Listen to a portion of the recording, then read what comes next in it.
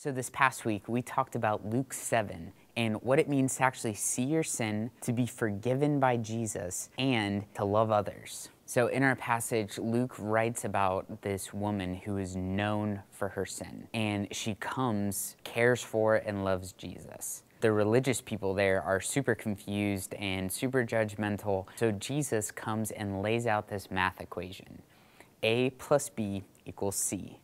When you see your sin for how bad it really is, just like the woman, when you receive forgiveness from Jesus, just like the woman, you're going to love much, just like the woman.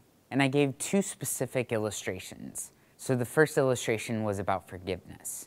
So sin is like this weight, and the longer you live, the more you are crushed by the weight of your own sin. But when you're forgiven by Jesus, that weight gets put on the cross.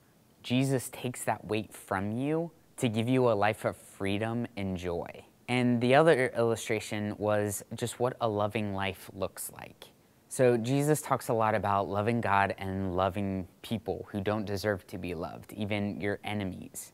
And we're created to reflect and represent Him to others, what He's like to others. So if we think about how things really play out, because of the cross, because of taking our sin, He gives us this gift of His love and care and affection, and we didn't deserve it. So if we're to mirror that, we should love and care for others, especially those who don't deserve it.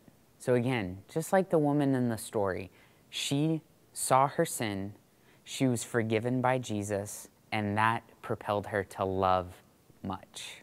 So I asked the students at the end a few questions.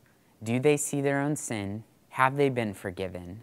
Do they love others, especially when people don't deserve it? And finally, where are they living trapped in sin when Jesus could set them free through forgiveness? So I have some additional questions in the blog post, so feel free to check those out and use as many of those as is helpful. I'm praying specifically that the Spirit would come in and break down barriers and bring freedom into your kids' lives.